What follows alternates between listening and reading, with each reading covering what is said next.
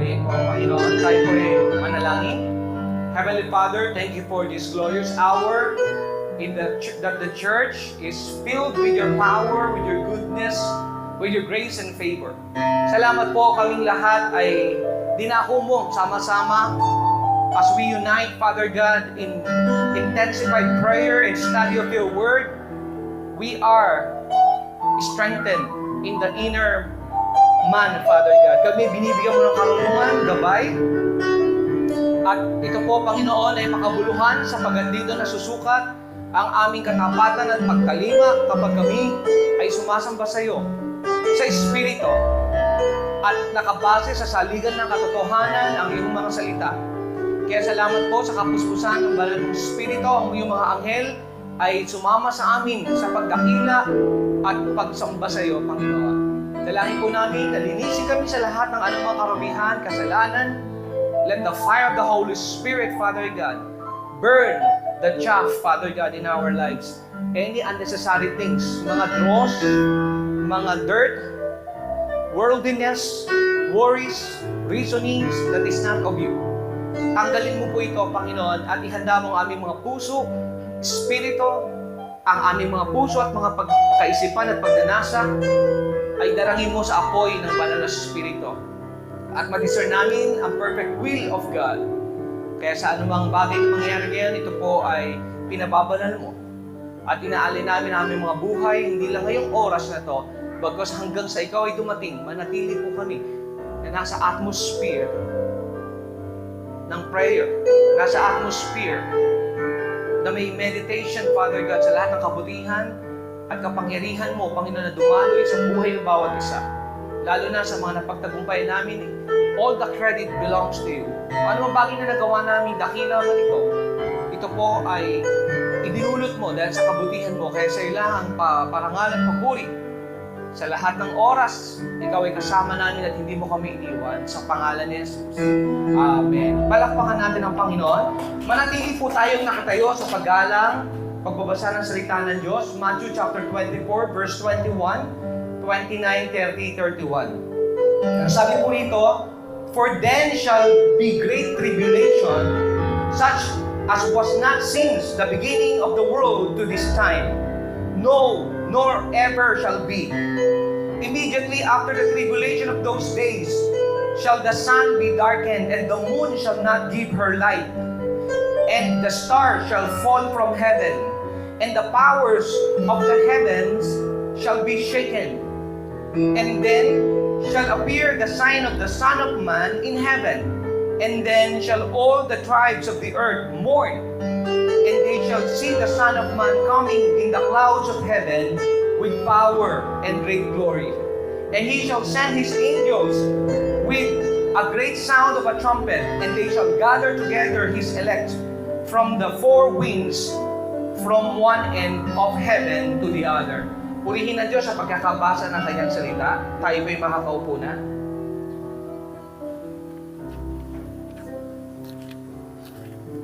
Maliwanag po na sinabi ng salita ng Diyos na magkakaroon po ng mga kapighatian na hindi pa nagaganap buhat ng lalangin ang langit at ang lupa. Ang isang bagay na hindi kayang takasan ng tao sa mundo ay ang pagdurusa. Kaya may malaking tanong, why do people suffer? At itinaas pa ang kalidad ng katanungan, bakit kahit ang matuwid ay nagdurusa? Ano daw po ang makakasagupa natin kapag naipanganak tayo sa kaharian ng Diyos? Problema. Kaya maraming nagsasabing, kaya ayoko nga born again eh. Kasi pag na-born again ka, punong-puno ka ng pagsubok. Noong araw, masagana ka, maayos ang buhay mo, marami kang kaibigan, maganda negosyo mo, may bahay ka, lahat maayos. Pero nung nabalita ko na born again ka, ang dami mong mga pagsubok. Totoo po yun. Kasi with too much tribulation, you can enter the kingdom of God. Sa maraming mga pagsubok na pagwawagian mo, makakapasok ka sa kaharian ng Diyos. Dahil po, pag nasa kaharian po tayo ng Diyos, kailangan matutunan natin na ang buhay po natin ay hindi na nating pag-aari. Ito ay pag-aari ng Diyos. Kaya ang panalangin na natin, Lord, you are the potter and I am the clay. Ikaw yung magpapalayok. Sa kamay mo, hinuhubog ang uri ng buhay na dapat meron ako at yung disenyo at layunin mo matupad. So that my life, when it is molded by your hand, I am the pliable or yung soft clay. Sumusunod ka doon sa paghubog ng kamay niya para ikaw ay maging ready for the master's use na ihahanda para sa paggamit ng may-ari. Alam niyo po ba sa Biblia, ito ay sagradong aklat. Hindi po ang Diyos lumilikha mula sa mga tagpi-tagping materyales. Ang Diyos po, kaysa lumikha mula sa tagpi-tagping materyales, kung ang isang luwad na ginagawa niyang palayok, okay, ay hindi maayos, dudurugin niya ho ito. Pero kung matigas na ito, simbolo ng ating pagre-rebelde, at talagang hindi naging maganda ang kinahinatnan, babasagin niya na lang po ito. Meron hong mga talata sa Scripture na ganoon ang pahayag ng Diyos sa mga palayok na hindi naging maayos ang kinahinatnan dahil hindi sila naging molded or hindi sila mag-soft. Okay? Hindi sila umayon doon sa palad ng magpapalayok. Kaya nga sabi ng Biblia, hindi pwedeng questionin ng palayok ang potter. Okay? Yung gumagawa ng paghulma doon sa mga palayok. Okay? Kung ito ay magiging magandang vessel. Mga sisidlan na ginagamit. Kaya mga kapatid, ang pagsubok po ay tiyak na darating sa mundo. Meron akong sinabi na inaakala nyo meron kayong mga pagsubok na pinagdadaanan. Pero, yan ay magaang pa kumpara sa mga darating pa na isinulat ng Biblia. Maraming pagsubok at napakasidhi na hindi pa naganap. Kahit nung simula pang nilalang ang langit at ang lupa. At meron hong forecast. Pag sinabing forecast, parang nagbabalita ng bagyo. O sa linggo, o sa Lunes, sa Miyerkules, may darating na super typhoon. Bakit kung nila na-forecast? Meron ho kasi silang satellite na nakakakita ng mata ng bagyo. Ganon din ho ang Biblia. Si Kristo po ay nakakakita ng mata ng bagyo. Siya po ay isang dakilang propeta at wala pa siyang hinula na hindi naganap. Amen? Lahat po ng sinabi niya ay siguradong magaganap. Sinabi niya nga sa kanyang Matthew 24, langit at ang lupa maglalaho. Pero yung sinabi ko, siguradong magaganap. So, wag po tayong magulumihanan. Wag po tayo, we should not go down in defeat. Bakit to? Kasi kung ano man yung pinagdadaanan nating pagsubok, ay hindi pa yan na ikukumpara sa mga napagdaanan ng mga nauna sa atin na inuusig sila dahil sa pagsunod at pagsampalataya sa Diyos. At kung napagdadaanan pa natin, marahil ay hindi pa naman gano'n kasidhi ang mga pagsubok na pinagdadaanan natin ngayon. Amen? Sabi, for then shall great tribulation, magkakaroon ng matinding mga kaguluhan, panaghoy, such as was not since the beginning of the world to this time. No, nor ever shall be. Tapos, kung susundin natin ang verse 29, immediately after the tribulation of those days shall the sun be darkened and the moon shall not give her light and the stars shall fall from heaven and the powers of heaven shall be shaken. Ito ho ay pwedeng spiritual at literal. Sa literal muna tayo. Sa literal, pwede hong magkaroon ng paghina ang pagsikat ng araw. Saan ho ba kumukuha ng lakas ang araw? Nakita niyo naman ang battery. Pag bumili kayo ng battery, ginamit nyo, mauubos ka agad, di ba? Tama po ba? Tawag dyan consumption, nakukonsume yung enerhiya niya. Okay. Para kung yan ay battery rechargeable, i-recharge mo. Hintay ka ng 6 to 8 hours o 14 hours, magkakaroon uli siya ng electricity, ma-recharge, at kung ano, gamitin mo ulit. Pero magtataka kayo, who is the one upholding all things dito sa stellar objects? Araw, solar system, may mga tala, bituin. Di ba sila'y nakalutang sa kawalan? At sino ho ang nagbibigay ng sustenance para ang araw ay nananatiling malakas ang sikat at nagbibigay ng buhay dito sa daigdig? Ang mundo ay umiidad na. Pag umiidad, nagkakaroon ng mga sakit, panghihina. Yung productivity niya humihina, bumabagal. Okay? Dahil nandito na tayo sa tinatawag na fallen world, okay? Dahil nagkasala si Eva at Adan at ang otoridad at kapahamalaan nila na mamahala, mga siwa ng sandaigdigang ito ay nanakaw ng kaaway. Kaya si Satanas ang tinaguriang God of this world. Okay? Sa mga taong hindi pa nakakilala ng mabuting balita ng pagkahari ng Diyos. Pero ngayon, tayo ay nakapasok na sa buhay na walang hanggan. Hindi natin naantayang mamatay tayo para masabing may buhay na walang hanggan. Doon ka pala magmamana ng kaharian ng Diyos. Hindi ho. Kahit basahin nyo ang mga talata ng epistle ng 1 John, 2 John, 3 John, ikaw ngayon ay may buhay na walang hanggan dahil sumampalataya ka kay Kristo. John chapter 1 verse 3, sa Kanya ang buhay. Kay Kristo ang buhay. Ang uri ng buhay ng Diyos ay na kay Kristo. Amen? Sino sasampalataya sa atin? Binigyan tayo ng karapatan binigyan tayo ng karapatan na maging anak ng Diyos. Amen? So ngayon palang present, nararanasan natin yung uri ng buhay ng Diyos. Ang uri ng buhay ng Diyos ay nakatanim na sa ating sistema. At wala nang pwedeng gumapi sa atin. Wala nang pwedeng maghiwalay sa atin sa pag-ibig ng Diyos kahit anumang sirkumstansya, kahit anumang pagsubok, kahit anumang pag-uusig, kahit kahirapan, kagutuman, sabi nga depth, height, lalim, ano man yan. Kahit mga tulisan, hindi na tayo maihihiwalay sa pag-ibig ng Diyos. Amen? At sabi, everything works together for good to them that love God. Kapag mahal mo ang Panginoon, naglilingkod ka sa Kanya, sumasampalataya ka sa Kanya, nakalaan ng puso't isip, attention mo, pagnanasa mo, para lang paglingkuran siya. Siya, yung dakilang potter, hinuhulma niya yung buhay mo. Na kahit yung mga pangit na nararanasan natin pagsubok, kahit pa yan ikadustaan o mga pag-uusig, nagiging maganda ang kawakasan nito. Amen? Kaya huwag yung isipin na aksidente yung mga pagsubok. Huwag nating asahan na ang kamay lang ng Diyos ay kasama natin sa buhay natin kapag may blessing. Maganda ang buhay, malusog, may kapayapaan.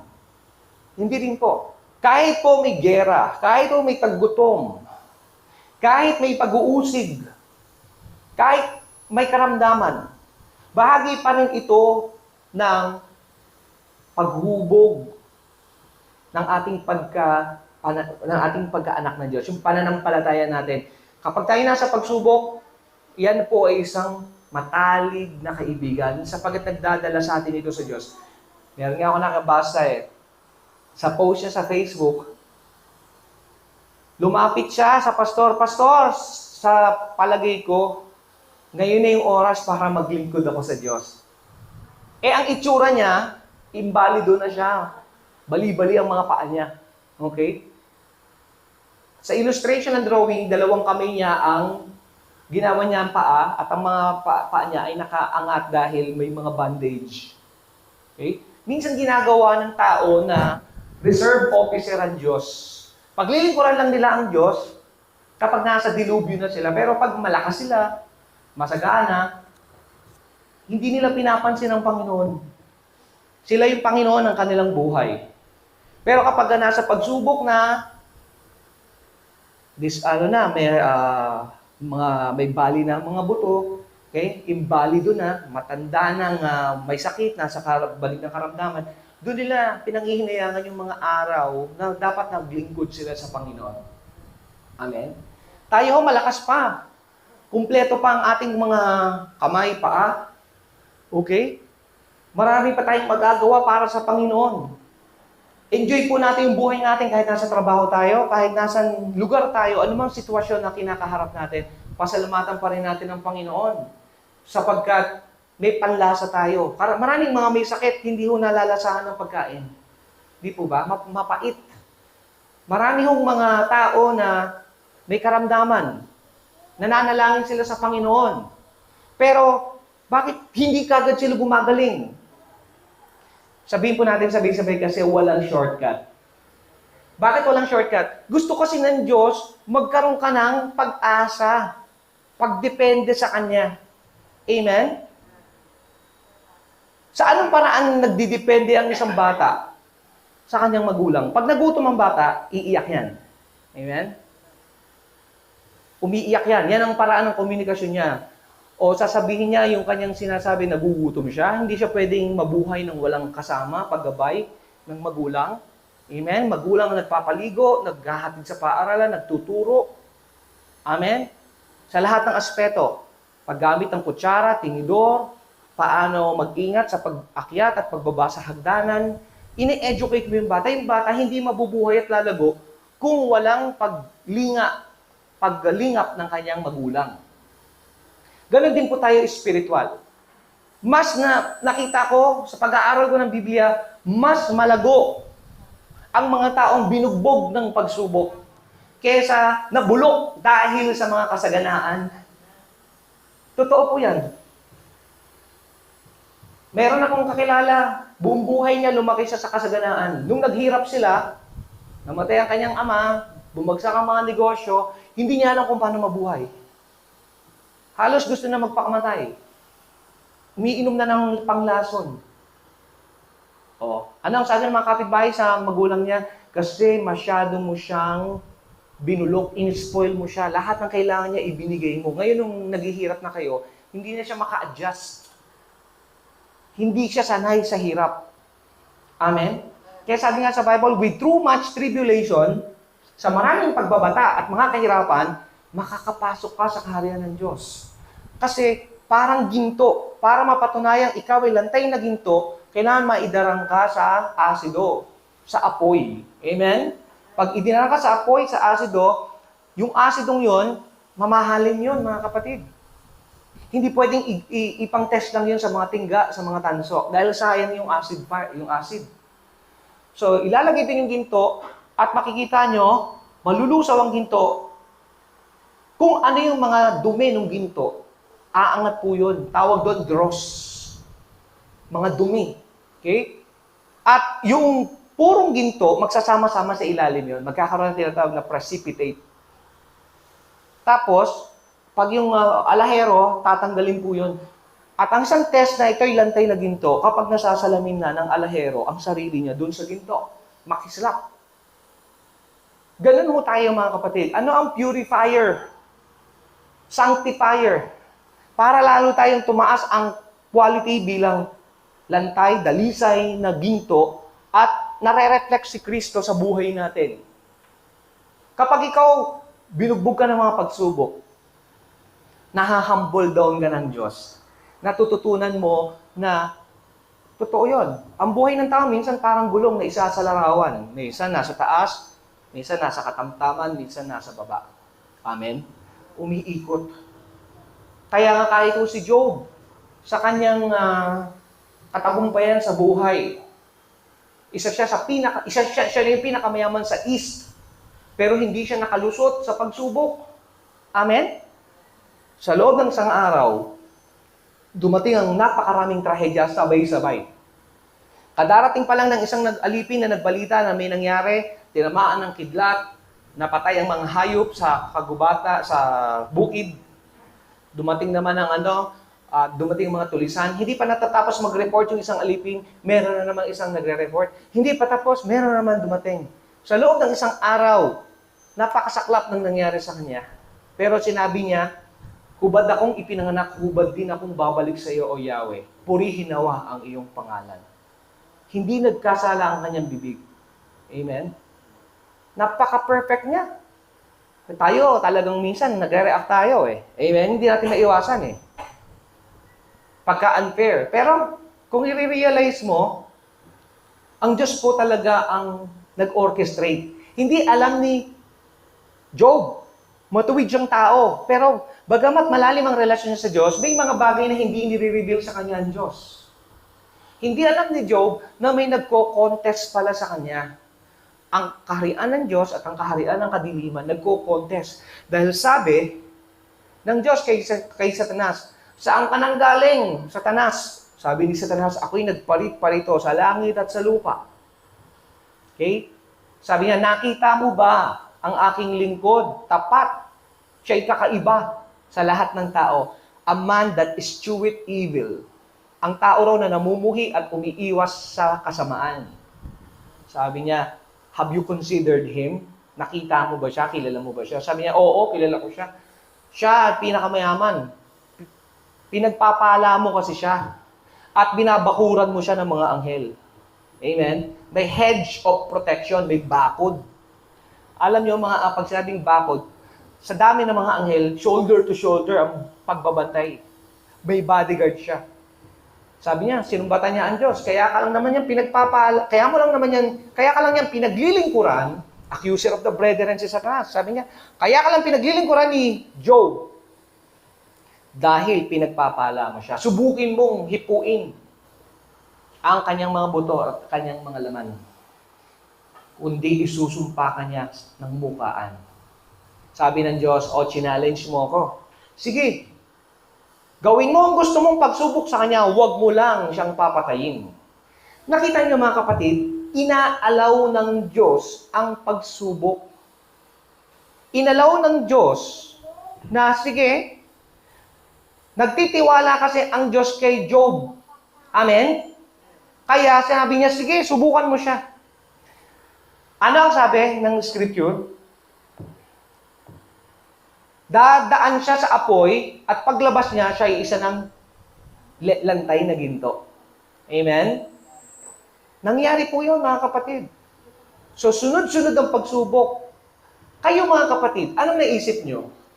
Ikaw o iba, may nakita kayo o kilalang tao na napakasagana ng buhay niyan, tinitingala mo yan. Okay? Maraming talagang masasabi mong masagana. Pero isang araw, nagkaroon ng trahedya. Okay? Kahit mga doktor, noong panahon ng mga pandemic na yan, may mga narinig ako, ilan sa pamilya na mayayaman, nagkaroon ng matinding mga sakit karamdaman, milyones ang kanilang mga bill. Isang tao, na-confine sa isang magara na ospital ng mga mayayaman. Milyones ang isa. 3 million, 5 million, sa iba namatay din. Kung yung mga yan, nagkaroon ng mga trahedya sa buhay, mga pamilya pa ng mga doktor. Mga may pera, may edukasyon, kaya nilang gamutin ang sarili nila. Pero hindi sila nakaligtas doon sa mga trahedya at pagsubok. Di po ba? At nakita nyo na may mga tao talagang humihingi na ng saklolo. Kasi sabi ho ng Biblia, mga kapatid, mapalad ang taong nasusubok sapagkat pag siya ay nakalagpas dito, ang kanyang pananampalataya ay higit na mas mahalaga pa sa gintong dalisay. Tayo naman ang ikinumpara sa gintong dalisay. Ang buhay na, ang faith-based lifestyle, kapag ito po ay nakita ng Diyos na may matotoo na pag-asa at pagdepende sa kabutihan at kapangyarihan ng Diyos, kahit ano man ang bagay na mawala sa atin, basta nasa atin pa rin ng Diyos, sabi, ilang beses man mabuwal ang taong matuwid, ibabangon pa rin siya ni Yahweh. Amen? Kaya ang tribulation, tawag po natin dyan, tribulation are the birth pangs that give birth to the kingdom of God. Mas madilim, mas matingkad ang anumang liwanag. Kahit yung one single tallow candle will give light. Paano kung kapag pinagsama mo yung aandap-andap na liwanag ng kandila, it would provide a great deal of light. Maliwanag yan. Amen? Alam niyo mas madilim, pag sa limuot na dilim, kahit kamay mo, paa mo, hindi mo makita. Pero kapag may liwanag na, matingkad, kitang-kita mo. Amen? Kaya ang Diyos, Ang kanyang kaharian ay kaharian ng kaliwanagan. Amen? At sinabi po rito na patiting ka rin ng mga pagsubok, mga trahedya, mga dilubyo, ang pagdating ng kaharian ng Diyos. At ang mga tao ay magiging desperado rito. Amen? Amen? Kailangan maganap yung mga matitinding pagsubok dahil ito ang magpapalitaw ng kung gaano kadakila, makapangyarihan ang kaharian ng Diyos. At sabi ho, yan, mga kahit ang araw na kilala nagbibigay ng liwanag, magdidilim yan. Amen? Everything is just only for a fleeting moment. Panandalian lang ang lahat ng bagay sa mundo. Huwag mong angkinin. Hiram mo lang yan sa Diyos. Amen? Because God is in the restoration business. Ire-restore, ibabalik sa dating maluwalhating kondisyon. Kasi nga ho, nahulog ang tao sa kasalanan at gumuho na rin ang pamamahala ng tao sa sanglibutan.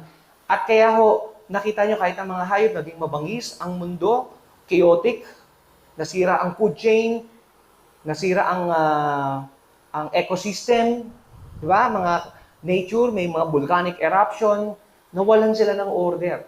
Nagkakaroon ng tsunami, nagkakaroon ng earthquakes, pestilence. Bakit may pestilence? Nagkakaroon ng imbalance. Okay? Mga hayop, nagkakasakit, tao, nagkakasakit, at umiksi ang buhay ng mga tao. So dahil sa lahat ng mga kaganapan na ito, sinabi po, isinarawan, ang kapangyarihan ng kalangitan shall be shaken. Okay? So, ganyan pa man, nagkakaroon nga ho ng mga solar eclipse. Okay? So, yan ay hindi magandang senyales. Pangalawa, kung ito naman ay spiritual na pagsasalarawan, okay, yung mga tao ho na nasa taas, sabi ko nga kanina, mga tinitingala, mga may kapangyarihan, masagana. Amen? Sila po ay nasusubok din, nahuhulog din sila. Amen? At sila rin po ay nagkakaroon ng mga kabiguan. Pero sigurado, verse 30, and then shall appear the sign of the Son of Man in heaven. And then shall all the tribes of the earth mourn.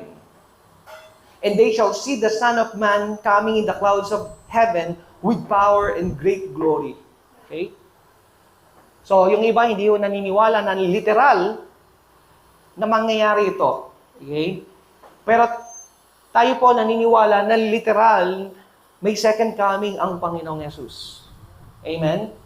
At totoo na may great glory and power, authority ang Panginoong Yesus to reclaim, okay, this earth once more. Mag-iiyakan daw ang mga tribo sa lupa, and they shall see the Son of Man coming in clouds of heaven with power and glory. Okay? Ano bang lahi o lingwahe makikita ang Panginoong Yesus? Dahil sinabi, sa pagkidlat, kita ang kidlat from north to south, or east to west. Okay? And He shall send His angels with great sound of a trumpet. Alam niyo, ang mga anghel ay laging kaakibat o laging may involvement sa kaharian ng Diyos. Kay Kristo, nung siya'y nagministeryo sa lupa, lagi niya kasama ang mga anghel. Sabi niya, higit na mas mamamangha ka, Nathaniel, kapag nakita mo ang mga anghel, panikpanaog sa ulo na ng anak ng tao. Sabi Hebrews chapter 1, verse 14, hindi ba ang mga anghel ay espirito at itinalaga na magministeryo sa pangangailangan ng mga tagapagmana ng kaligtasan? Amen? Alam nyo ba na may mga anghel tayo na kahit ngayon ay kasama natin, hindi man natin nakikita ang kanilang figura o kahit hindi natin nararamdamang literal ang presensya at pagsama nila, pero tayo po ay may mga anghel de la guardia. Amen? May ministering spirit. Kahit sa premise ng bawat churches at bawat pamilya na kumikilala sa paghahari ng Diyos, sila ay may mga guardian angels. Amen? Kasama po yan. Amen? Tumutulong ang mga anghel. Tingnan niyo sino nagpakain kay Elijah. Anghel. Nagdadala ng pagkain, inumin. Amen? Sino nagpakawala kila Pedro sa kulungan? Sa secured prison cell? Anghel. Amen? Kung babasahin nyo, napakaraming salita sa Biblia na ginamit ang salitang mga anghel. Amen? Kaya po, at sila rin po sa Matthew chapter 13, ay tutulong para mag-ani ng mga kaluluwa. In a sense na paghihiwalayin ang mga kambing at ang mga tupa. At dito po sinabi, and he shall send his angels with great sound of a trumpet. Okay?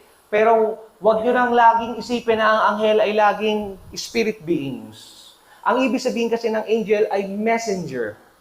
It could be human, okay? Messenger of God. Okay? Kasi pag angel, generic. Pwedeng tao na mensahero o propeta ng Diyos na nangangaral based on inspired written word of God. Okay? Messenger, tagapag-mensahe.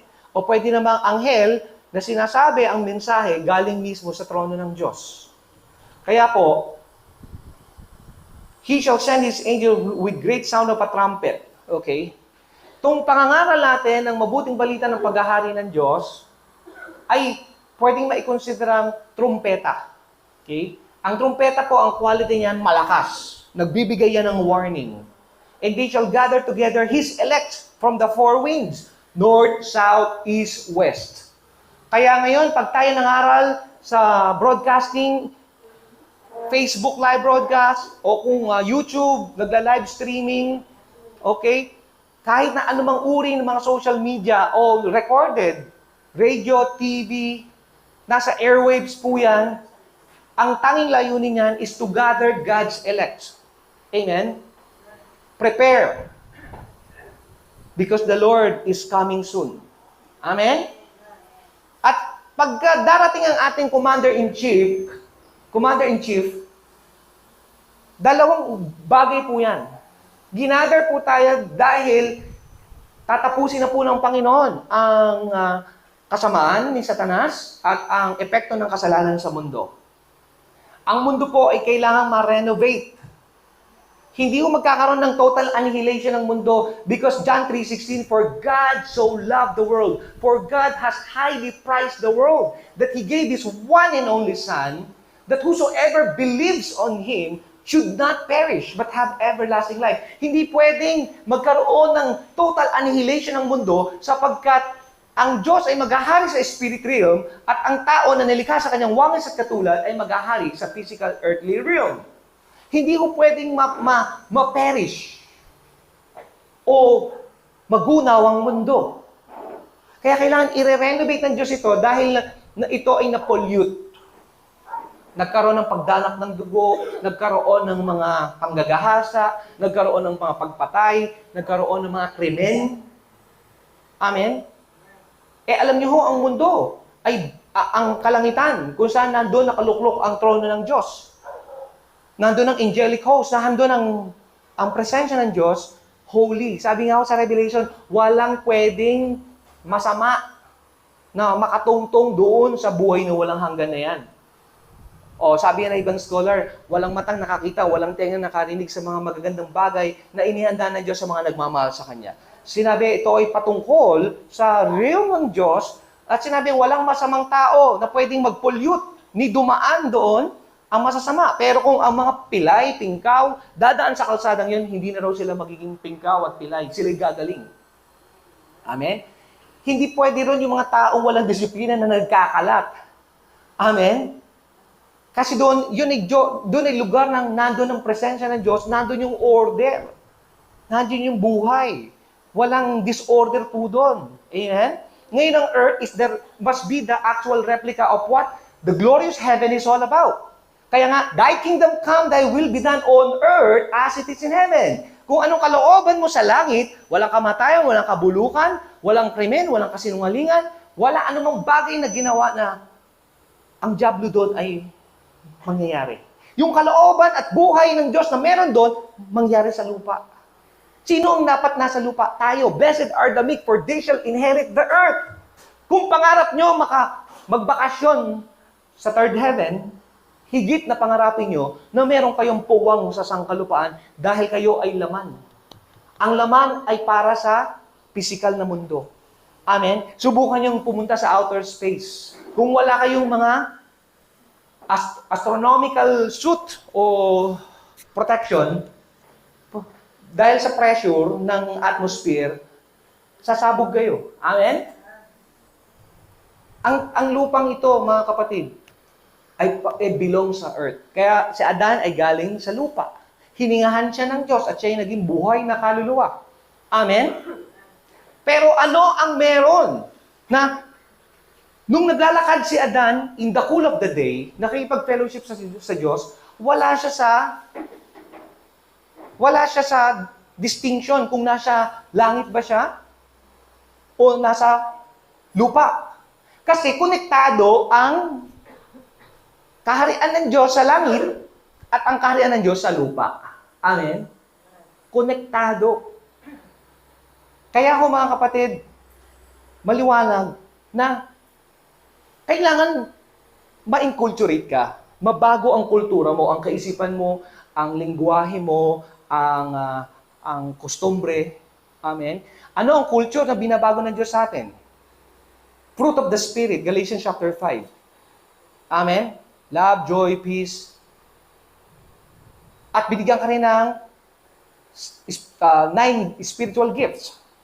Bakit 9 ang spiritual gifts at 9 din ang nakapaloob sa bunga ng Espiritu ng Diyos? Sapagkat ang Diyos ay Diyos na balanse. Our God is a balanced God. Amen? Gusto po ng Panginoon makita natin yung kahalagahan ng paghahari, pamumuno, pangangasiwa. Yes, may mga pagsubok, pero it will not destroy you if you belong to God. Trials and tribulation will not destroy you, but it will bring out the best in you. What is the best in you? The character of Christ. Kahit nakapako siya sa krus, Lord, patawarin mo sila, hindi nila alam ang kanilang mga ginagawa. Amen. Lord, into your hands, I commend my spirit. Lord, ayoko nang sara ng pagdurusa, pero kung kalooban mo, yun ang maganap. Palakpakan natin ng Panginoon. Dapat maging kawangis at katulad tayo ni Kristo. Amen? Ano ang sagad na pagsubok na mapapatunayan na you belong to God? The Holy Spirit is the seal until the day of redemption. Kapag nasa iyo ang kapuspusan at gabay ng banal na Espiritu, siguradong anak ka ng Diyos. As many as are led by the Spirit of God, they are sons of God. Sa ibang translation, children. Makikita mo, pag ginamit mo kasi ang salitang children, dependent sa Diyos. Okay din naman. Pero mas maganda yung isa. They are sons of God, who matured with sense of responsibility. Amen? Na ang Son nakakapag-decide on behalf of the Father. Meron na silang oneness of mind. Meron silang perfect unison in the Spirit purpose. Amen? Kaya para sa akin, hindi ko minamasama kahit ginamit sa ibang translation ang children. Dahil ang children ay dependent sa Ama. Amen? Yung dependency, umaasa ka. Kaya mapalad ang mga tao, blessed are the poor in spirit, for theirs are the kingdom of God. Mapalad yung mga poor in spirit, dukha pagdating sa spiritual. Ibig sabihin, siya na lang ang lahat ng kasapatan mo sa buhay. Pwede kang maging mayaman, pinagpala katulad ni Job, pero ang dependence niya ay sa Diyos. Kahit mayaman siya, masagana siya, wala siyang panlalamig. Actually, siya pa ang naging mediator, priest ng kanyang pamilya, nag-aalay siya ng dugo tuwing umaga, para kung nagkakasala ang kanyang mga anak o namumusong sa Diyos, ay mapatawad ng Diyos ang kanyang mga anak. Amen? Pwede pala na ikaw ay maka-Diyos, pero ang mga anak mo at asawa mo ay makasanlibutan at materialistic. Araw-araw nagpa-party ang anak ni Job. At habang nagpa-party ang mga anak ni Job, umihip ang malakas na hangin, tumaob ang malaking tolda. Alam mo, sobrang yaman niya talaga kasi kaya niya magpagawa ng malaking tolda. Sapat na para pag naguhuan ka, siguradong mamamatay ka. Amen? Ang maliit na tolda, kahit mabagsakan ka niyan, Okay lang yan, kahit bata mabubuhay eh. Amen? Dahil sa yaman ni Job, ang mga tolda niya is anticipated na malalaki ang mga poste. At nung binayo yan, nagpadala si Satanas ng malakas na hangin, namatay ang mga anak. Alam niyo, ang pinakamatinding pagsubok ay hindi yung mapatayan ka ng mga manakawan ka o mapatayan ka ng mga hayop o manakawan ka ng mga tulisan. Amen? Ang pinakamasakit sa lahat na pagsubok, yung malapit sa puso mo, yun ang gamitin ng diablo para durugin ka. Trials and temptation is to soften you so that you are not arrogant. Pasalamatan natin sa Diyos yan.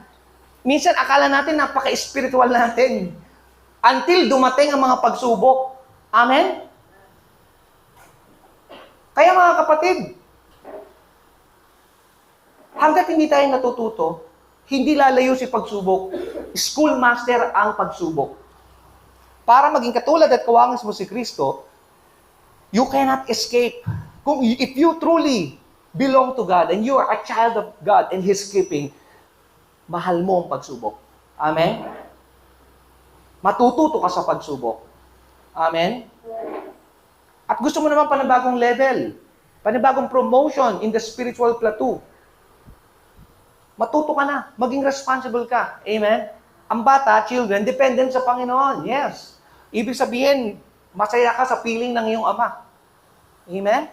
Torture sa isang bata na ihiwalay mo siya sa kanyang magulang. Maraming bata nagtatantrum, halos naglulupasay sa lupa kapag iniiwan ng mga magulang. Ganun ang children. Their happiness and security only depends on their parents. Ganun tayo sa Diyos, kaya children of God tayo. And at the same time, we are sons of God because as we grow into maturity, we become like Him. We imitate our Father, His character, His attributes, His wisdom, His perception. Amen? Lahat ng practice ng Diyos na-adapt mo. At dahil natuto ka sa Kanya, kasi parent talaga ang originally na dapat teacher. Amen? At itinuturo sa iyo yung lahat ng mga bagay na nalalaman ng ama mo at nagkakaroon kayo ng oneness of mind. Kaya itong mga pagsubok na to, darating. At ang pangangaral ng mabuting balita ng paghahari ng Diyos is like as a sounding alarm of a trumpet. Ito ay magbibigay ng warning sa mga tao. Amen? Oras na para sa alaminin natin ang ating mga puso at isipan. Maraming mga pagsubok na darating at dapat isipin natin, this is a blessing. Kapag anak ka ng Diyos, ang pagsubok ay blessing sapagkat ito ay pasaporte mo para makapasok ka sa kaharian ng Diyos. Amen? Kasi sinabi ng Bible with much tribulation. Hindi sinabing ordinary problem. Tribulation, pagbabata. Mga tinitiis, sufferings, katulad ng suffering ni Job. Amen? Makakapasok ka sa kaharian ng Diyos. Kaya kayo, pagka na-born again at sinabi, ayoko ma-born again dahil maraming pagsubok, hindi yan yung mga taong hindi makakapasok sa lupang pangako. Amen? Kasi yan yung magpapalitaw kung reklamador ka. Tingnan mo, hindi nakapasok sa lupang pangako nung panahon ng Israel na pinakawalan sila ng Diyos sa stretched forth arm in miraculous and power na itong mga captive Israelites who are held captive by a tyrant leadership of a Pharaoh, evil Pharaoh, pinakawalan sila doon at dinala papunta sa lupang pangako, may biyahe. Pero habang nasa biyahe, dahil hindi nga sila na-inculture ng Kingdom of God, nagrereklamo, bumubulong, nagre-rebelde, walang satisfaction. Amen?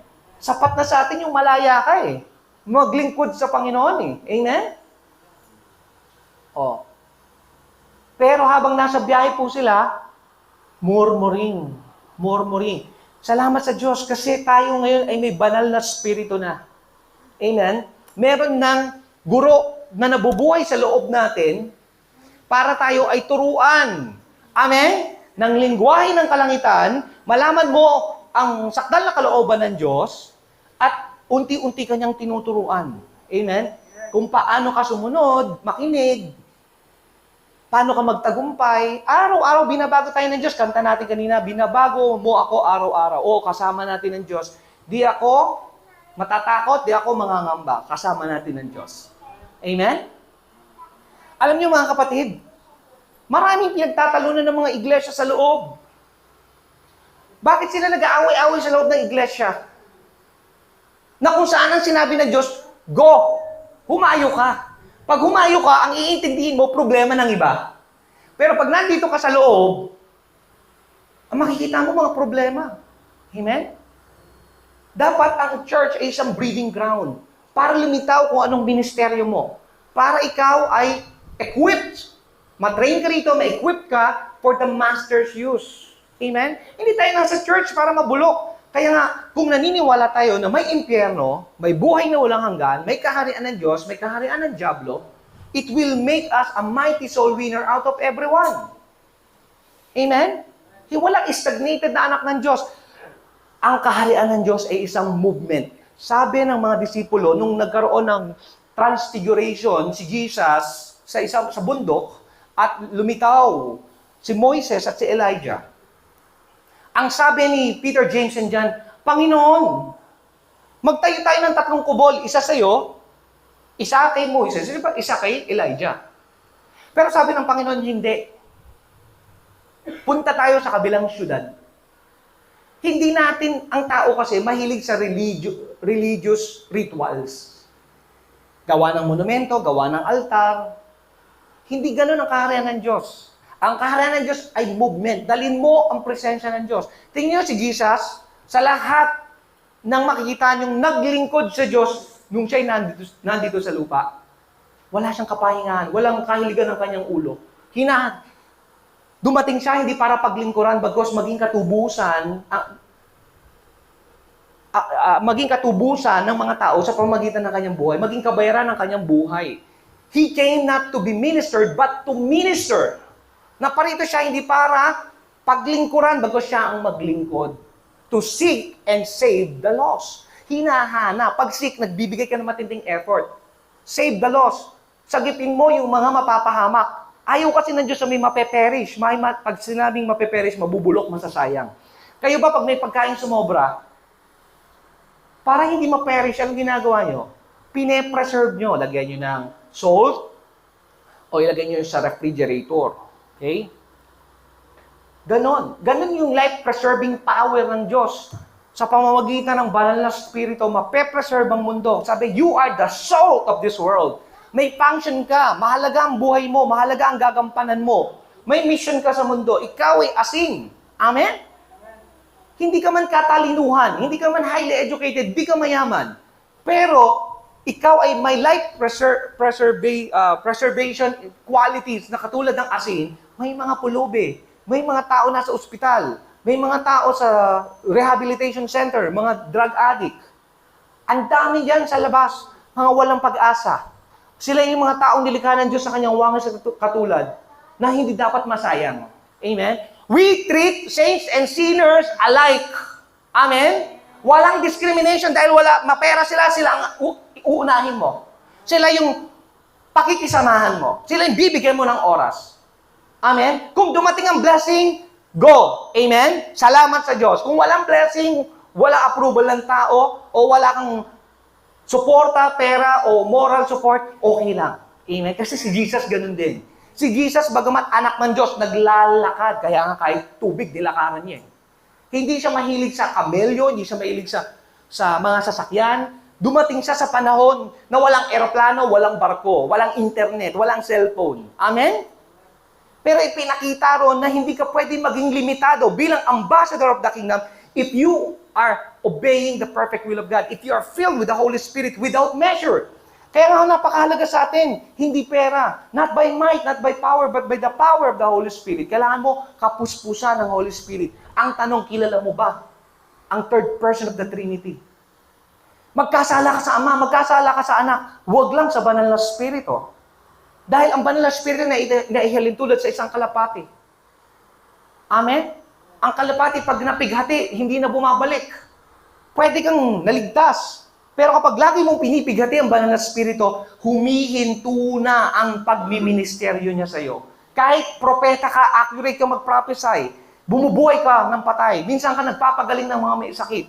Pagka tumalikod ka na sa panawagan mo at napighati na ang banal na Espiritu, may papalit na. Ano ang papalit? Masamang espiritu. Pwede ka pa rin manghula, pwede ka pa rin magpagaling, pero hindi na sa kapangyarihan ng banal na espiritu, sa kapangyarihan na ng mga demonyo. Kaya mga kapatid, may nakalagay sa mga produkto, don't buy if the seal is broken. Ibig sabihin, may tinanggalan ng hangin, naka-vacuum. Kapag walang daanan ng hangin, hindi makakapasok ang infection ng mga bakterya kasi ang hangin ay pwedeng may bakterya. Kaya pagka yan natanggal ang seal sa mga anumang pagkain, mga palaman o anumang pagkain yan, nakapasok ang hangin. So lumabas. Yung anumang nagkasunod ng siwang, papasok doon yung hangin at may infect, mabubulok, uuurin, may expire yung pagkain. Ganon din sa buhay natin. Kapag may mga butas sa buhay natin, doorways ng kaaway, kamunduhan, kasalanan, anumang uri ng masamang ugali na pwede maging pintuan ng dyablo, papanahanan tayo ng dyablo, and we will become like King Saul. We are tormented by the devil. Ginugulo ng dyablo ang isip mo. Kaya nga sabi sa Bible, God said to the fool has no peace of mind. Amen? Ang mga masasamang tao ay walang kapayapaan. Amen? Ano ang Holy Spirit? Sino ba si Jesus? Jesus is the Prince of Peace. Amen? Kaya God's elect must have a serious regard to the soon coming of their ruling king. Learn the parable of the fig tree. When his branch is yet tender and putteth forth leaves, ye know that summer is near. Ibig sabihin, know the vital signs of time and season. It is vital that the Holy Spirit in filling allows you to discern the perfect will of God and the times and seasons necessary for the fulfillment of scriptural prophecies. Pagka nagtanim kayo ng rose, may sumisibol na bagong malambot na daon, alam niyo may buhay na yan. May ugat na yan. Amen? Ganun din. Kapag nangyayari yung mga senyales na yan, mangyayari na. Eto na. Sigurado nang darating. Amen? Kaya tayo yung oras natin, buhay, mga pagkakataon, make the use of it. Amen? Yes, may pagsubok. Ang pagsubok, ano yan Sabi nga inalaw ng Diyos. At si Satanas daw, enemy of our souls, kaya tawag sa kanya, devil. Yung Lucifer, napalitan ng pangalan. Pangalan niya na ngayon ay Satan. Na ang ibig sabihin, adversary, kaaway. Okay? Kaya pagka may nangyari, may mga promotion kang dapat makuha at hindi mo nakuha, may diablo kasi. Bakit may mga nag-aaway? Bakit may mga hindi pagkakaintindihan? Dahil may diablo. We are not fighting against flesh and blood, but we are fighting against principalities, rulers of darkness in this world. Ang mga demonyo ay may conscious being. May mind, will, and intellect din yung mga yan. Amen? Kaya nakikipag-usap ang diablo sa Diyos. Kaya hindi pwedeng natukso ka sa ganang sarili mo dahil si Satanas ay yung carnalities mo. Hindi walang ganun sinasabi ang Biblia.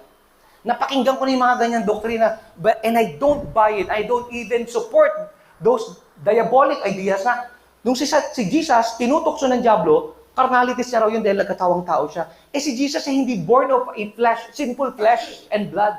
Amen? He is divine. Amen? Siya ay galing sa banal na spirito. Amen? Mary was overshadowed by the Holy Spirit and a holy thing was formed. At si Jesus ipinanganak not by the will of men. Kaya nga si Maria at si Jose ay hindi nagkaroon ng sexual intercourse para lumabas si Jesus. Actually, natagpuan na lang ni Jose si Maria na impregnated na. Okay? Or siya ay galing sa banal na spirito. Siya ay anak ng Diyos. Amen? Kaya pagka scientifically, ang mga nakadiskubre ng DNA ni Jesus, yung chromosomes, yung X and Y, nakita talaga, dugo talaga ng Messiah nila yon. Kaya marami tayong dapat madiskubre. Kaya pagka lumilitaw na yung mga pagsubok na to, eto na, sariwa na yung pag-usbong ng dahon. Siguradong magaganap na. Verily I say unto you, this generation shall not pass till all these things be fulfilled. Heaven and earth shall pass away, but my word shall not pass away. Ibig sabihin, the forecasted powerful arrival of God's kingdom on earth shall come to implement a new order. Itinayana ng Diyos ang kanyang salita. Amen? Mangyayari. Alam niyo po ba mga kapatid, ang pinaka naniniwala sa kapangyarihan at pangangaral ng salita ng Diyos, walang iba kundi si Satanas. Kaya gagawin ng Diablo na ika-counter-attack niya ang lahat ng pangangaral ng salita ng Diyos. Faith comes by hearing and hearing the word. Kaya ang Diablo, active siya. Kaya sabi ho doon sa teksto kay Job, nakita ng Diyos, panikpanaog daw si Satanas. Tinanong niya, saan ka nagmula? Sumasagot siya, nagpanikpanaog. Anong ginagawa niya? May ginagawa siya. The thief, referring to Satan, cometh but to steal, kill, and destroy.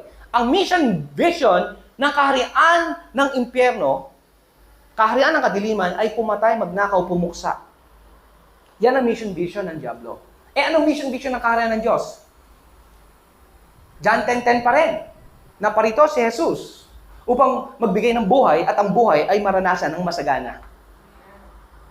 So, anong ibig sabihin nun? Maranasan ng masagana sa kabila ng pagsubok.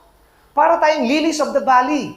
Ang kaharian ng Diyos ay nahalintulad sa bulaklak ng lirio. Na kahit si Haring Solomon sa kanyang kadakilaan ay hindi nakapagdamit ng kasing rilag ng bulaklak ng mga lirio. Di ba ang lilies of the valley nabubuhay sa foul, stagnated water, no fertilizer, no gardener, pero they not just survive, but thrive, flourish, they blossom. Dapat ganun din ang mga anak ng Diyos. Kahit naitanim ka sa lugar na inuusig ka, kahit naitanim ka na nire-reject ka, pinagtutulungan ka, inaapi ka. Kapag nasa piling ka, nakatanim ka sa kaharian ng Diyos, ang Ama ang nagtalaga sa iyo na ang destiny mo lang ay magtagumpay. Amen? Mamukadkad. Amen? Magtagumpay ka, mamukadkad ka right where you are, even amidst of turmoil and chaotic circumstances. Palakpakan natin ang Panginoon. Amen? Hindi dapat tayo malungkot. Kasi tayo nga yung asin, ilaw. Amen? Ano bang magandang bagay sa ilaw at asin? Kaya dapat nire-respeto natin ang bawat carriers of the image and likeness. Mayaman, mahirap. Tingnan nyo ha. Si Lazaro, nangangarap lang na kumain ng mga mumo na nahuhulog sa hapag ng mayaman. Amen? At ang pangalan niya, Lazaro, ibig sabihin ang Diyos ang kanyang katulong. Nandun siya sa masikip at pangit na sitwasyon, katulad din siya ni Job, na padad ng sugat mula ulo hanggang paa. Amen? Dito kay Lazaro, dinidilaan siya ng aso. Okay? Alam niyo ba, sabi ng iba, ang aso raw, pag dinidilaan ng sugat mo gagaling, hindi ko totoo yun. Kasi ang aso ay scavenger, kumakain ng mga basura. Excuse me, pero may kultura katulad ng mga Moro-Islamic group. Bawal sa kanila mag-alaga ng aso. Dahil alam nila, kapag ang aso nakakagat, baliw, o sa modernong Tagalog, nakakaulol. Okay? Ngayon, alam nila na marumi ang aso. Sa kulturang yan, sa kanilang religious implementation. Ngayon, ang aso, dinidilaan siya. Ibig sabihin yung severity, nabubulok na yung kanyang laman.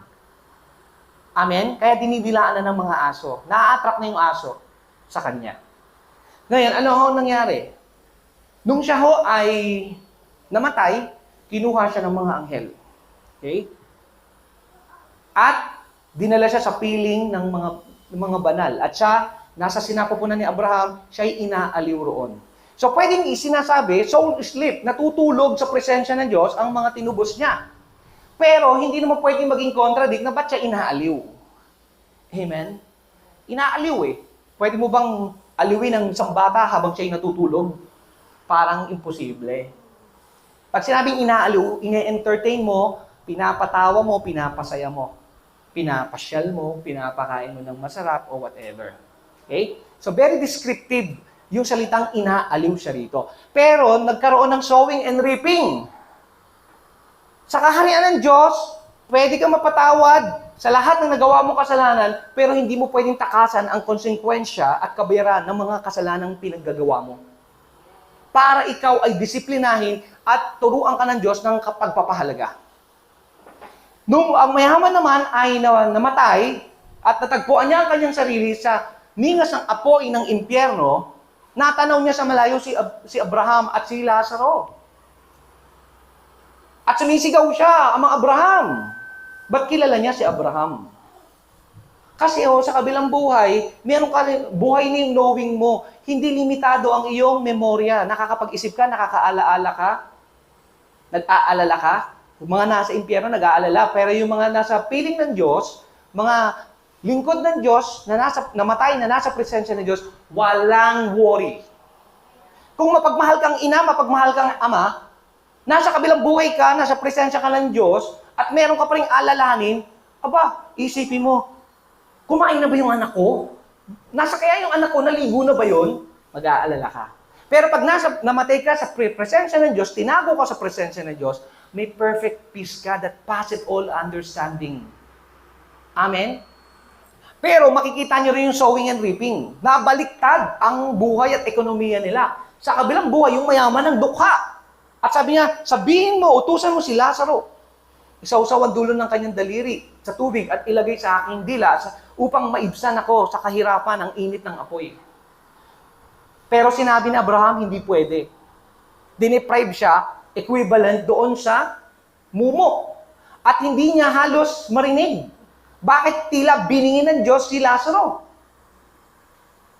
Amen? Bakit? Kung anong tinanim mo, aanihin mo.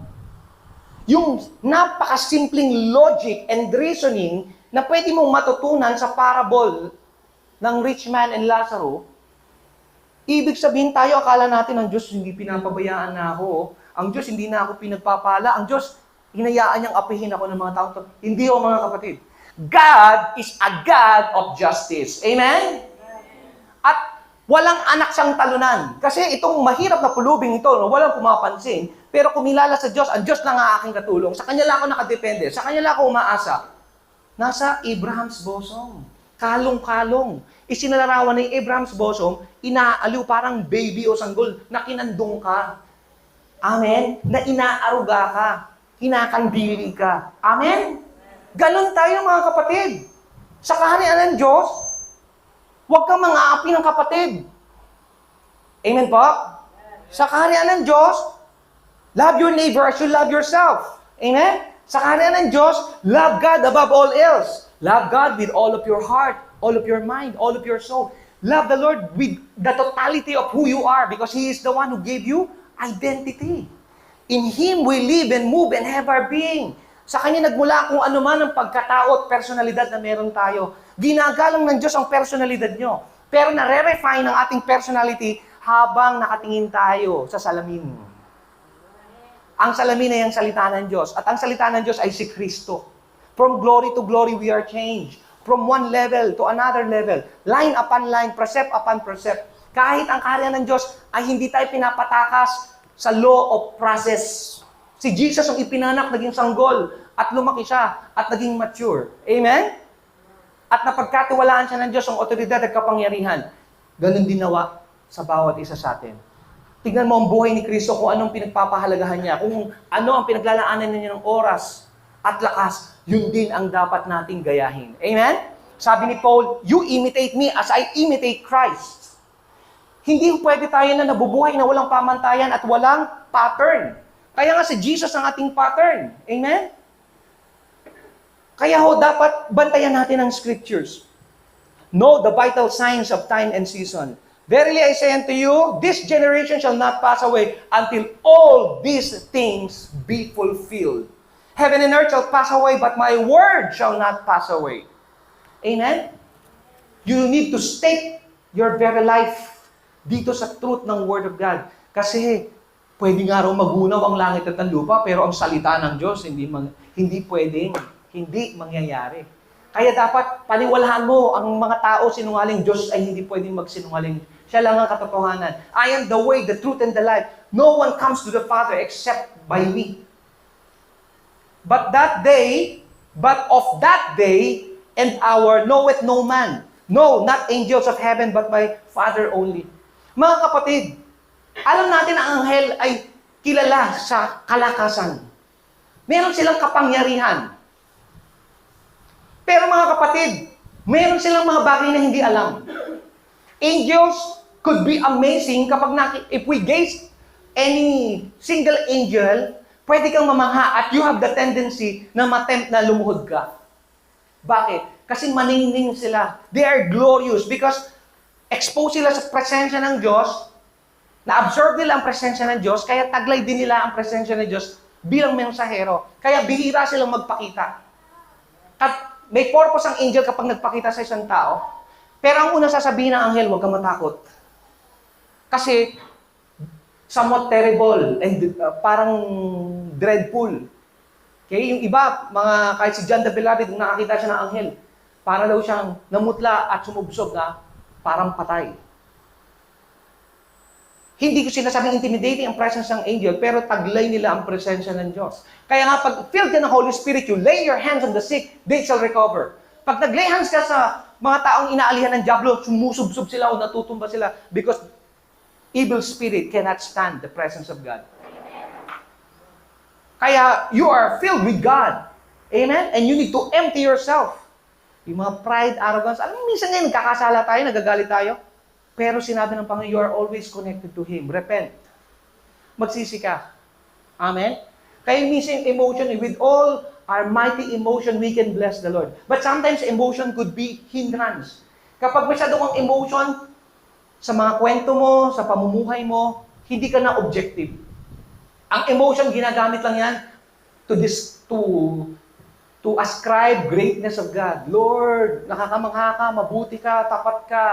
Amen. We adore you, we magnify you, we love you. Doon, ganun ang gamit ng emotion.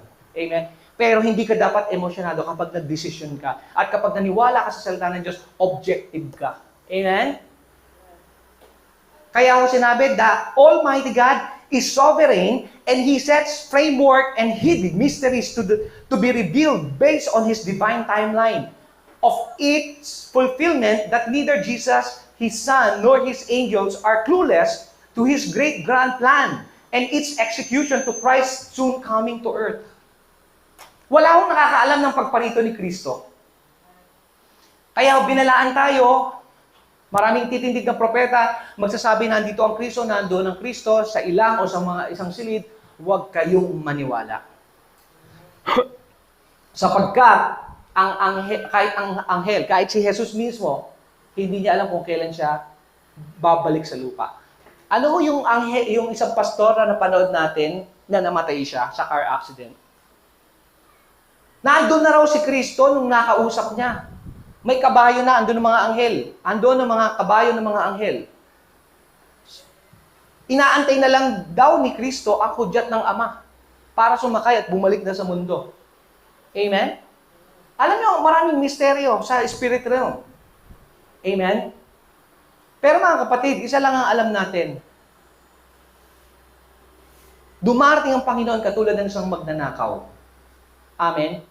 Kung kailan ka himbing sa tulog, kung kailan ka hayay, pabaya, neglect, and procrastination, when it is rampant sa buhay mo, di ba? Natulog ka, nakalimutan mong isara ang gas tank, isara ang pinto, i-unplug ang mga alam mong pwede mag-overheat. Kapag pabaya ka, darating ang kapahamakan. Nawa ang pagparito ni Kristo ay hindi simbolo ng kapahamakan at paghuhukom sa bawat isa. Bagkus ito ay isang dakilang excitement. Amen? Na meron siyang pagpapala, may reward and advancement na tayo tatanggapin dahil dumating siya na tayo handa. Amen? Walang nakakaalam ng pagparito ni Kristo para walang mga anak ng Diyos na pabaya. But as the days of Noah were, so shall also the coming of the Son of Man be. For as in the days that were before the flood, they were eating and drinking, marrying and giving in marriage, until the day that Noah entered into the ark, and knew not until the flood came and took them all away, so shall also the coming of the Son of Man be. So ano ibig sabihin nito? We are to strictly adhere faithfully to the law of preparation and active anticipation of Messiah King to keep our eternal salvation secured. Amen? Hindi mo pwedeng i-claim na ako'y minsang ligtas, laging ligtas. I cannot claim that I am once saved, I'm always saved. Kasi mayroong pagkakataon na darating ang Panginoon na hindi handa. At kung hindi handa, sabi nga yung mga aliping hindi tapat, ipapatapon sa salimuot na dilim, na kung saan may pag-iyak, may pagtangis, at may mga hataw. Sabi pa sa ibang translation ng Bible, may mga uod at apoy na hindi namamatay. Ano ang sasabihin ng mga overconfident na claim ng mga false believers, unbelieving believers? Sasabihin niya sa kanyang sarili, matagal pang darating ang aking Panginoon. Mag-e-enjoy muna siya, iinom, maglalasing, kakain, at mananakit ng kapwa alipin. Pinakamasakit sa lahat, yung saktan mo ang kapwa mo alipin. Amen? Sabi ng Bible, kung anong ginawa mo sa maliliit na to, ginawa mo sa akin. Kapag inasikaso mo sila, minahal mo sila, pinaglingkuran mo ako. Ako'y naging taga-ibang bayan, ako'y naging bilanggo, ako'y may sakit. Di ba? Ako'y dinalaw mo, pinakain mo, pinatuloy mo sa iyong bahay, sabi ng mga matutuwid, Panginoon, kailan namin ito na nagawa? Sabi, kung anong ginawa niyo sa maliliit na to, ginawa niyo sa akin. Sasabihin naman niya sa mga masasama, minaltrata niyo ako, nakulong, naging orphan, naging taga-ibang bayan, okay? At hindi niyo ko minalasakitan. At sasabihin naman ng masasama, Panginoon, kailan namin ito ginawa? Bakit hindi namin alam? Ang sasabihin din ng Panginoon natin, kung anong ginawa niyo sa maliliit na to, ay ginawa niyo sa akin. Amen? Minsan mga kapatid, yung naaapi, yung the most vulnerable and neglected people, sila ay mga imahe ni Kristo. Amen? Bakit? Nilikha rin kasi sila ng Diyos sa kanyang wangis at katulad. Walang sinumang walang image and likeness ng tao na katulad ng Diyos na pwedeng maltratuhin o hindi pahalagahan. Amen? Amen? Kahit anumang laki, tribo yan. Anumang angkan pinanggalingan yan. God has highly prized the world. Amen? Nung nilikha muna ng Diyos ang mundo bago niya likhain si Eva at Adan. Amen? Nilikha muna ng Diyos ang lahat ng kailangan ni Eva at Adan para ang mga binhi at mga angkan na lalabas kay Eva at Adan ay wala nang papangailanganin. Kaya hindi nilikha ang araw ng Sabat para sa tao, bagkus ang tao ay nilikha para ang Sabat ay maglingkod para sa kanya. Amen? Ang tao ay hindi nilikha para maglingkod sa Sabat, uulitin ko. Bagkus ang Sabat ay nilikha para magkaroon ng paglilingkod sa tao. Amen? Kaya ho mga kapatid, maging tapat tayo. Magtapat tayo, maghanda tayo, magkaroon tayo ng active anticipation. Darating ang Panginoon anytime. Amen? Kaya, Enoch walked with God. Moses talked to God face to face like his friend. Amen?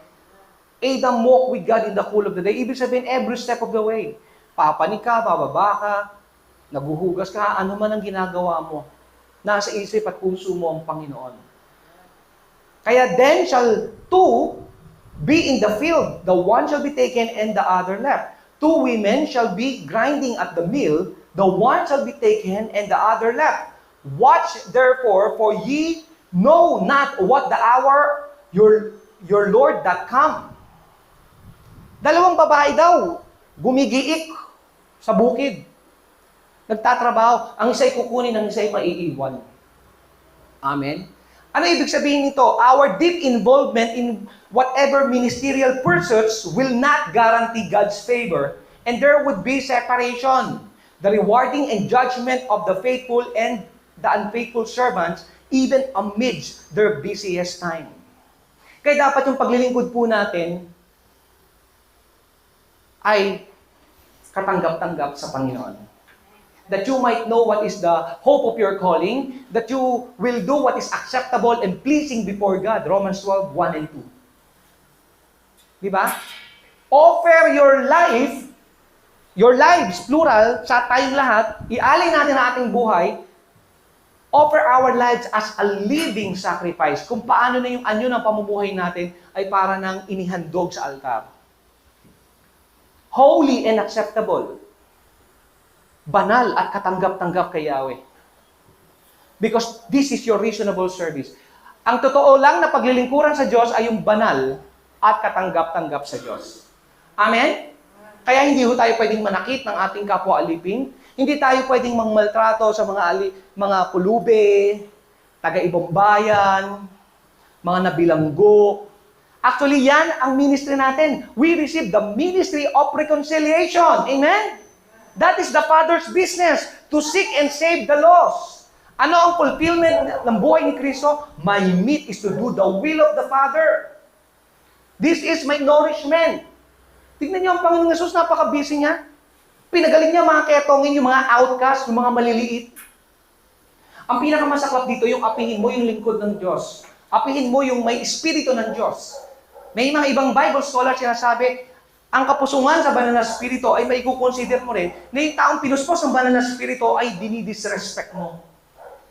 Amen?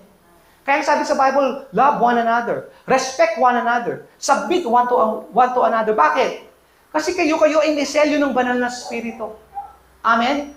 And thereby do not grieve the Holy Spirit, whereby you are sealed until the day of your redemption.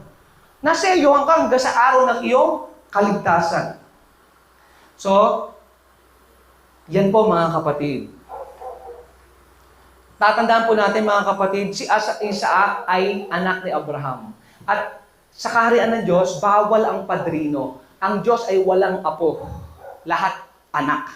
Hindi pwedeng dumidepende ka sa magulang mo, sa tsuhin mo, sa tiyahin mo, o sa kaibigan mo. Gusto ng Diyos may personal kang relationship. Si Abraham, ama ng mga maraming bansa. He is the father of faith. At hindi nakaligtas itong si Isaac. Nung namatay na ang kanyang amang si Abraham, kailangan turuan ng Diyos si Isaac bilang isa sa patriarch, pundasyon, haligan ng bansang Israel, na siya rin ay maging mananampalataya. At masundan niya yung lifestyle ng kanyang amang si Abraham. Kaya nagpadala ang Diyos ng taggutom sa lupain. Maraming minana si Isaac na ginto at pilak, mga kayamanan, mga hayop. Pero pwede siyang mamatay sa gutom sa kabila ng kanyang yaman ng pilak at ginto. So nagkaroon ng tagtuyot, nawalan ng mga halaman ng mga tao, nauuhaw, walang inaani dahil walang hamog. Ang mga hayop na uuhaw, nangangamatay na lang. So, dahil siya ay may seed ng faith na inimpart sa kanya ng ama niya, meron siyang reflection. Hanggang isang araw, tumayo siya, we walk by faith, not by sight. Nakikita mo sa sight, in the natural standpoint, may delubyo, may problema. Amen? May mga karimari-maring na kaganapan. Amen? Ang ginawa niya, nagbungkal siya ng lupa at nagsaboy siya ng binhi. Amen? At tumubo ang kanyang binhi at namunga. At kinainggitan siya ng mga Pilisteo sapagkat siya ay sobrang yaman. Amen? Ano po ang sabi ng Biblia? Ano po ang sabi ng Biblia? Ang sabi po ng Biblia ay faith without works is dead. Ang pananampalatayang walang paggawa ay patay o hungkag. Pag sinabing patay o hungkag, walang bunga. Kaya kailangan ko talagang nananampalataya tayo, meron tayong gawa. Amen? Alam niyo ba, sabi ko sa inyo, ang pagsamba ni Eva at Adan sa hardin ay work. Yun ang kanilang paraan ng pagsamba sa Diyos. Sa hardin ng Eden, walang altar, walang propeta, walang anumang bagay na makikita niyo na nung nandito na sila sa lupa ay dahilan para paglingkuran ng Diyos. Noon, ang kanilang komunikasyon sa Diyos at pagsamba, anyo ng pamumuhay nila, ay kung paano sila magtrabaho. Because earth administrators. Amen? Work. Ang pananampalatayang walang kilos, gawa, ay hungkag, walang kwenta. Amen? Kaya tayo ho ay tinalaga ng Diyos para magtrabaho. Amen? Masaya ka ba sa trabaho mo? Sa function mo? Whatsoever you do, whether you eat, sabi ko, ano mang ginagawa mo? Whether you eat, kahit kumakain ka o umiinom ka, trabaho pa rin yan. Amen? You do it as unto the Lord. Ang mga alipin, gawin niyo ito para sa Panginoon, hindi para sa inyong mga Panginoon sa lupa. Amen? So, kaya ho mga kapatid, maganda na meron tayong Bible reading, devotion, katulad ni Isaac, may morning quiet time siya, at ginugunita niya ang kabutihan ng Diyos. Noong wala pang Bible, noong panahon ni Abraham, Isaac, and Jacob. Amen, wala pang Bible. Talagang they need to attune their spirit so they can communicate God. And God in His faithfulness ay nakikipag-usap sa kanila sa pamamagitan ng nature, circumstansya, at sa panalangin, sa panaginip. Amen? Kaya mga kapatid, God recognized this act of faith in a mighty supernatural way. Kapag tayo ay nanampalataya, kumikilos ang Diyos. Amen? Na-activate po yung mga promises ng Panginoon at pinapadala ho ang mga anghel para sa kasagutan. Pero pag nagpadala ang Diyos ang answered prayer through angels, hindi naman mabilis. The blessing is on its way and it should come by God's perfect timing. Hindi yung oras mo, not your terms, but His perfect will. Para alam ng Diyos kung paano mo gagamitin yung mga blessing na ito. Kung saan ito intended. Kaya trials are an excellent and phenomenal indicator of your spiritual growth because they force you to rely on God's faithfulness and demonstrate how you handle life's challenges. Para hindi ka na maging mayabang. Dadalain ka muna ng Diyos. Kapag anak ka na niya, gusto niya mapagkumbaba ka, dependent ka sa Kanya, sensitive ka sa pangangailangan ng iba. Kapag pinagpala ka, hindi mo ginagamit yung yaman mo to intimidate and control people. Amen? Because you love them and show the character of God, compassionate, sympathetic. Amen? You yearn to see the needs of the people to be met by the power of God. Alam niyo mga kapatid, kahit pakainin niyo ang tao, ilang oras lang, malulusaw na yan. Amen? Pero yung paraan mo, kung paano mo ipinahiwatig ang pagmamahal ng Diyos na dumaloy sa buhay mo, it become so meaningful. Amen? At sasabihin nila, ganyan ang Diyos. Amen? Ganyan ang Diyos. Mapagmahal. Kaya mga kapatid, when a great saint's perfect trust in God shines like gold, kapag tayo nanampalataya sa Panginoon, talagang magiging precious ito sa harapan ng Panginoon. Alam niyo, mahalaga sa atin, sa ating paglilingkod, kung paano ka naniniwala at dumidepende sa Diyos. Kasi matinding paggalang sa Diyos yun. Hindi mo siya nakikita, pero mahal mo siya. Amen? At sabi ho, ang Christ-likeness sa kaharian ng Diyos, ito po ay isang lifestyle. Okay? They frequently receive rewards and advancement. Nagkakaroon ka ng improvement sa buhay. Hindi ka mananatiling mahirap. Amen? Una, bibigay sa iyo ng Diyos hindi kayamanan. Wisdom, guidance, comfort, and strengthening, encouragement. Yan ang mga kayamanan na unang ibibigay sa atin ng Diyos. Amen? Secondary na lang yung mga visible, tangible wealth. Amen? Kaya ho, maganda yung verse, no? 2 Timothy chapter 4, verse 17, kahit si Apostol Pablo ay hindi nakaligtas sa mga pagsubok at panglulumo. Amen? Sabi niya sa verse na to, 2 Timothy 4:17, but the Lord stood at my side and gave me strength. May mga minsan nakakapanlumong pagsubok, parang lahat laban sa'yo. Amen? Parang sa lahat na ginawa mo ng mabuti, tama, matuwid, sakripisyo. Pero ang mahalaga ho, ang Diyos ay nakatayo sa tabi mo. Amen ba?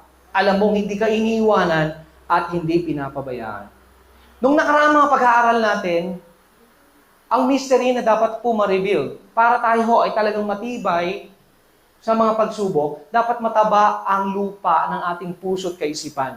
Kapag nahasika ng binhi ng salita ng Diyos, dahil ito'y mataba, malusog, angkop para lumago ang buto, mamunga, amen, tayo po ay makakaranas ng mga pagpapala at promotion.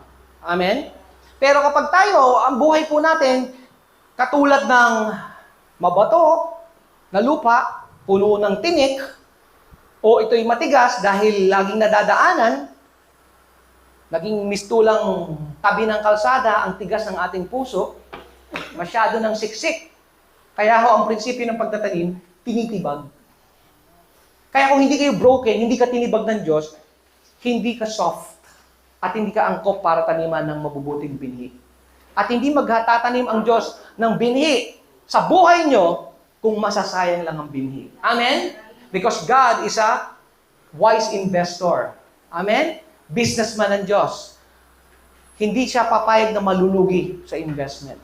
Kaya mga kapatid, pagsubok, para kang lupa, titibagin ka muna. The Lord will soften you first para maawain ka.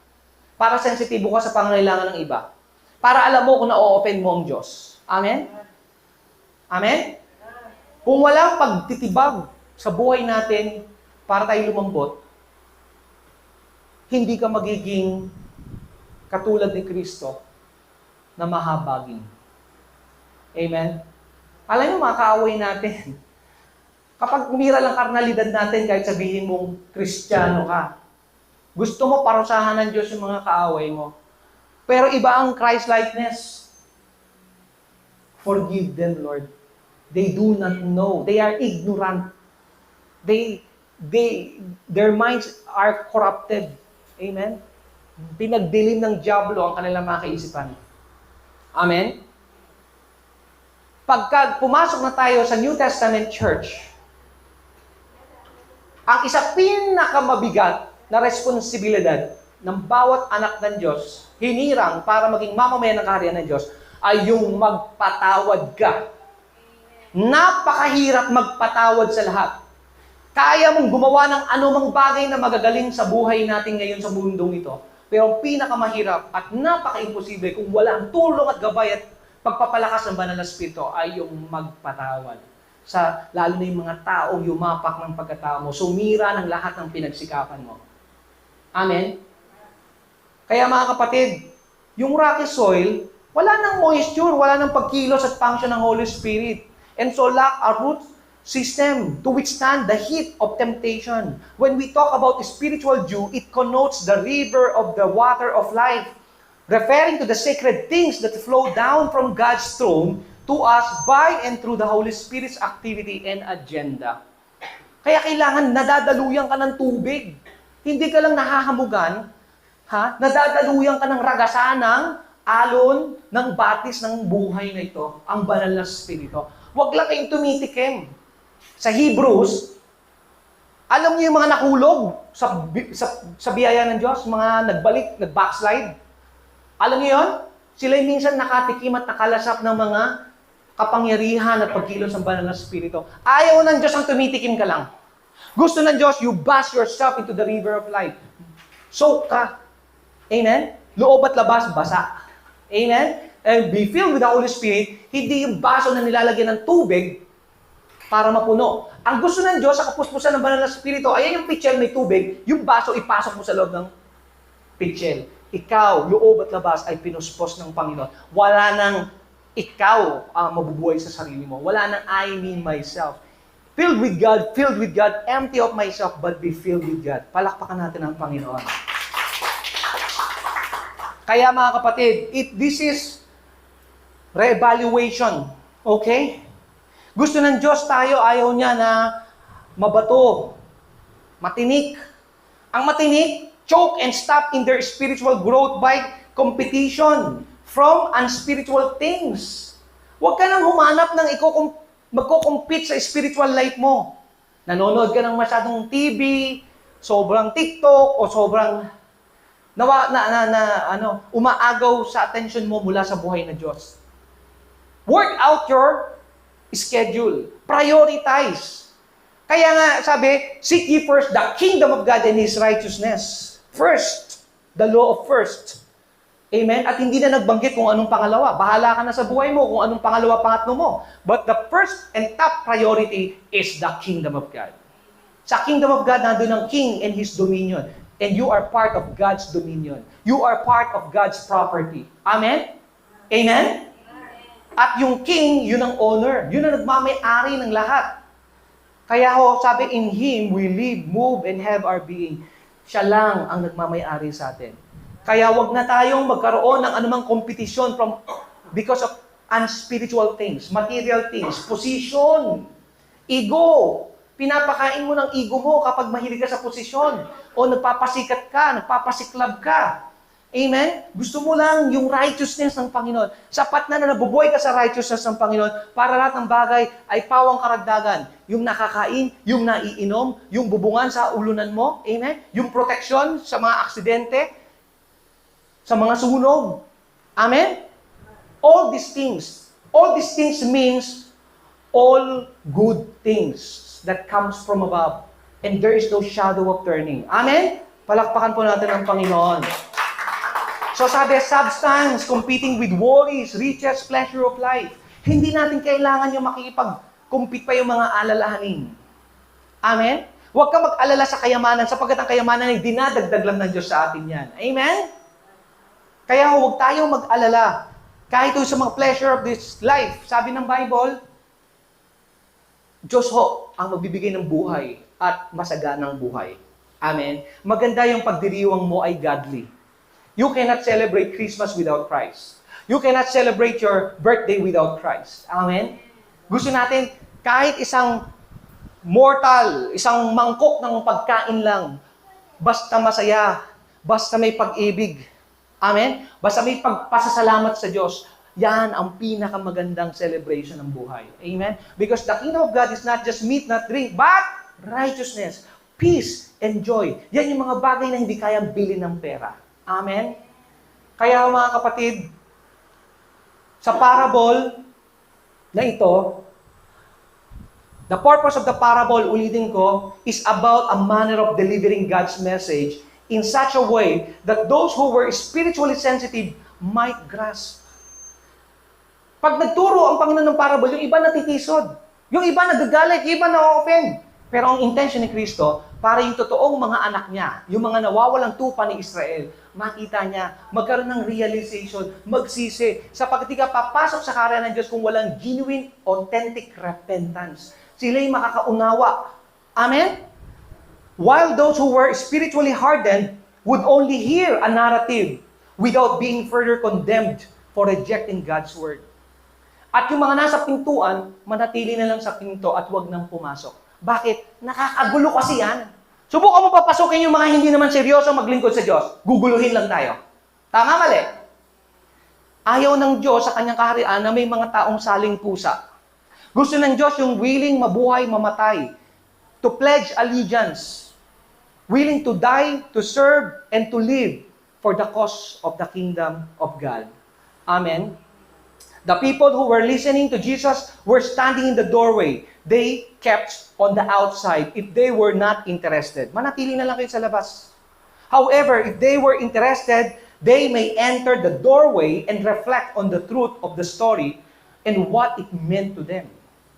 Kaya ang parable mahalaga. Si Jesus lang ang pinangakong Messiah King na darating na siya lang ang makakapagturo, makakapag-formulate ng hiwaga at katotohanan ng parable para ang tao mag-isip. Gusto ng Diyos na iisip tayo, lahat tayo active. Ang mental faculties natin active. Kaya ang totoong religion is pure, undefiled, visiting the fatherless, at kung ano-ano, paggawa ng mabubuti. Amen? More on decisive action. Kahit mag-aaral ka ng Bible, you need to meditate the Word day and night. Amen? Kailangan lahat active. Faith mo is active when there is a corresponding action. Amen? Amen?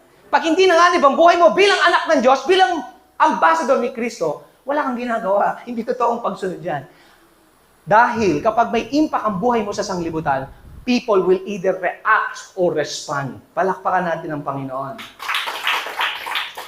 More than depicting the erratic or mixed growth of the gospel word, the parable of the sower prompts the listener to consider the following or reflection. Anong uri ng lupa ka ba? Tanungin mo nga yung kapatid mo, anong uring lupa ka? Mabato, matinik, madawag, mataba. Okay? How can I cultivate the proper sort of soil in my heart and mind? Inihanda mo na ba ang isip mo, puso mo, na pag yan tinibag, kinalkal, inararo, hindi ka ma-offend. Bagos matutuwa ka sapagat ihanda ang puso't isipan mo para pag natin naman ng mabuting binhi ng balita ng kaharian ng Diyos, lalago. Amen? Magtatagumpay, uunlad, aasenso. Kaya ito ho ay call of action so that we might fully benefit from God's truth. Kapag ka mas lamang ang tatlong balakid sa paglago ng binhi ng mabuting balita ng kaharian ng Diyos sa buhay natin, mabato, madawag matinik, at tabi ng daan, matigas na puso, walang puwang para makapasok sa kaharian ng Diyos. Tayo lahat ay tumayo. Amang Banal, salamat po sa dakilang araw, pinagpala mo kami na ang blessing ay hindi lang laging nasa anyo ng kasaganaan, material na bagay. Ang blessing ay yung mapagtagumpayan namin. We have the character and the qualities of your nature that is formed in us. We are willing to share, to give, to help people. We are willing to forgive and to let go and forget the past.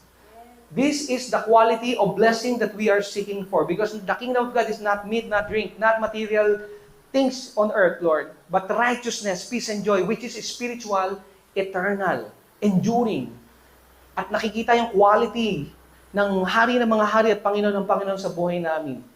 Kami ay nagiging noble. Kami ay nagiging ambassador of the kingdom, qualified, ready for the master's use, to perform in the duties and responsibility as your representative. Help us to represent you in person, Father God.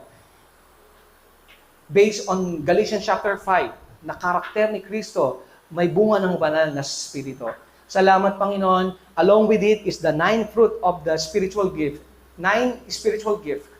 So we, according to the leading and promptings of the Holy Spirit, as He leads, as He wills, kami ay makapagtugon sa pangangailangan ng mga tao. Direction man ito, healing of physical bodies. Lord, mag-guide man kami, mag-prophesy, mag-exhort, mag-rebuke, anumang uri ng ministry, ay gawin namin ito para sa pagluwalhati ng iyong banal na pangalan. Sa iyo ang kaharian, kaluwalhatian at kapangyarihan. Sa pangalan ni Jesus at sa banal na Spiritong kumikilos sa buhay namin, ang lahat ng pinagtagumpay ay magsabi ng Amen. Palakpakan natin ang Panginoon.